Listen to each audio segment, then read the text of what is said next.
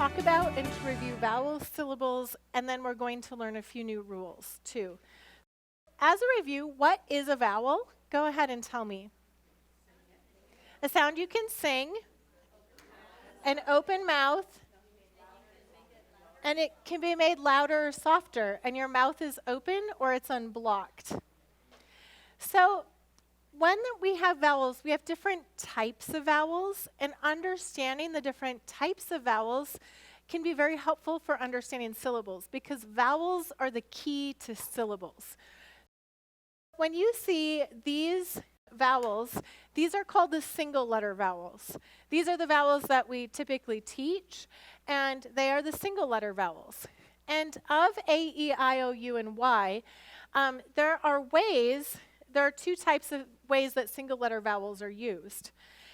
When they're found in words like sand and cut, which of their sounds are they saying? Short. They're saying they're short sounds. And in these, the syllable is closed by consonants. So these are called single letter closed vowels. And when that syllable has a consonant at the end, closing it, the vowel will say its short sound, the single letter vowel. What does the vowel say, the single letter vowel say when it's at the end of a syllable? It'll say its long sounds. And these are called open vowels. So single letter open vowels. And where that syllable breaks tells us something about the sound that single letter vowels will say. It also tells us something about where syllables divide if we already know how the word is pronounced. We discussed this briefly yesterday, but if you say this sound, you can sing it, but is it blocked? Yes. This sound is similar to a vowel in that you can sing it. You can even control its volume a little bit, but because it's blocked, it's called it's a consonant. And when we teach it as a consonant, we say and we make sure the kids know that it's cut, it's clipped, it stops. However, what happens when you combine with a vowel, especially these last four, and you can't even hear the vowel sound because that R controls it.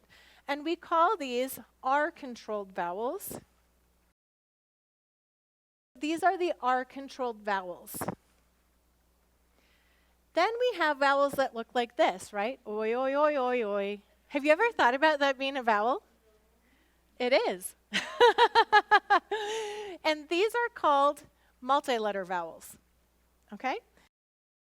Vowels are the keys to syllables, and they help us to know something about words.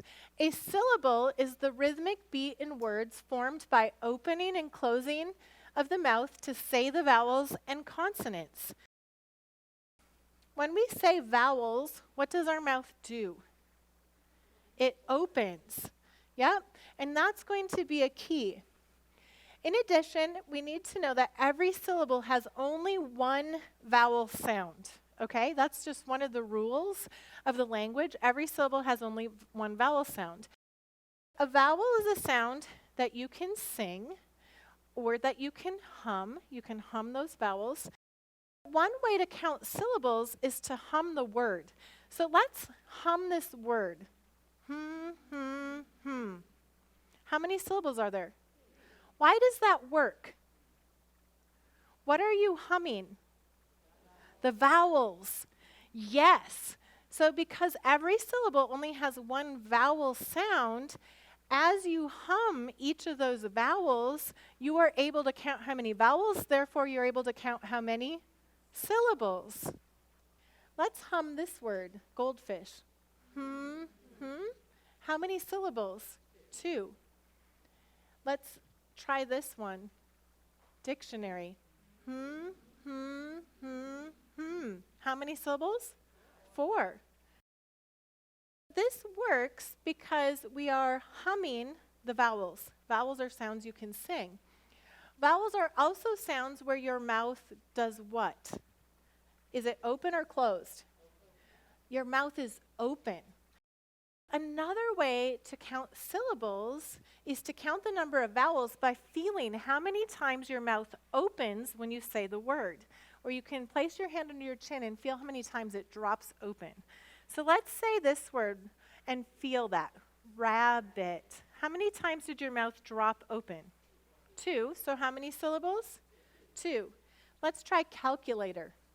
Calculator. How many times did it drop open? 4. So it has 4 syllables. Let's try this word. Ladybug. Ladybug. How many times did it drop? 3. So it has 3 syllables. It's also important to understand that every syllable has only one vowel sound. And when you know that, and you know the types of vowels, which are closed single letter, open single letter, multi-letter, and are controlled, you can just look at a word without reading it. And if you're using the phonogram tiles, those vowels are color-coded, but you can look and see how many vowels are in the word and know instantly how many syllables. So how many syllables in this word? 1. How many in this word? 2. How many in this word? 2. How many in this word? 4. That gives you a clue about something about the word just by understanding that each of those vowels is a new syllable. It gives you really big cues to pronunciation.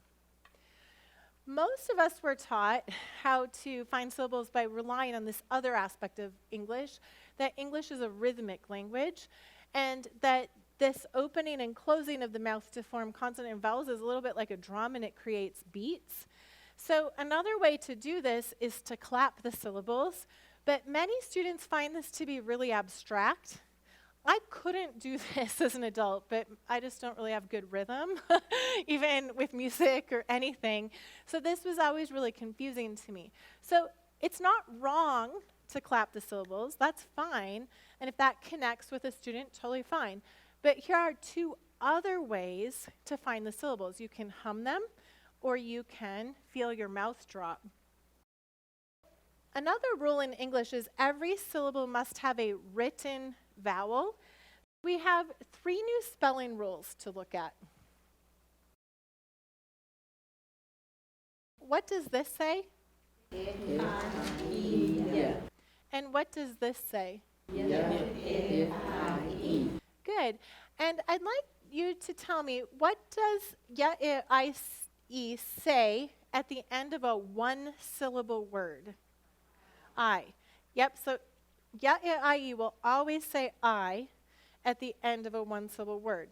And this is how the rule goes. When a 1-syllable word ends in a single vowel Y, it always says I. Let's say it together. When a 1-syllable word ends in a single vowel Y, it always says I. Good. When we have a 2-syllable word, it's saying baby. The stress is on bay. Your mouth drops open farther. So in the second syllable, or the last syllable of these words, is unstressed. And that's where Y will say its E sound when it is an unstressed syllable. If it is in a stressed syllable, like in this word, what does it say? Ah, isn't that interesting? Apply. And you can hear this is unstressed because it's saying schwa. The rule is Y says E only in an unstressed syllable at the end of a multi-syllable word. Let's say that together. Y says E only in an unstressed syllable at the end of a multi-syllable word. And when I teach this to young children, we just skip the stress part. Just Y says E only at the end of a multi-syllable word. That's enough for them as beginning readers, because most of these are more advanced vocabulary words. And then when we begin to teach this and we begin to teach stress, we'll talk about how, oh, yes, in a stressed syllable, it will say I, and in an unstressed syllable, it says E. All right? Where is I saying its E sound in these words? Isn't that interesting? Police, prestige, magazine. What does it have? It has a silent final E. What about in stadium, Olympian, calcium, radius? It's at the end of the syllable. Yeah. How about in manicotti, spaghetti, Afghani, safari? At the end of foreign words.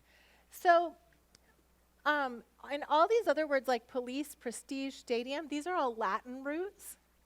And so, I saying E, that E is the Latin sound. And it is also a long sound. And you'll notice it was really fascinating to me that it's saying this alternative long sound in the same place it would say its long sound if it wasn't a Latin root. Does that make sense? So we teach this rule, and these are more advanced. I may say E with a silent final E at the end of a syllable and at the end of foreign words, because it helps us understand where that I is saying E. And it does this a lot. So it helps us to understand those more advanced vocabulary words and what's going on.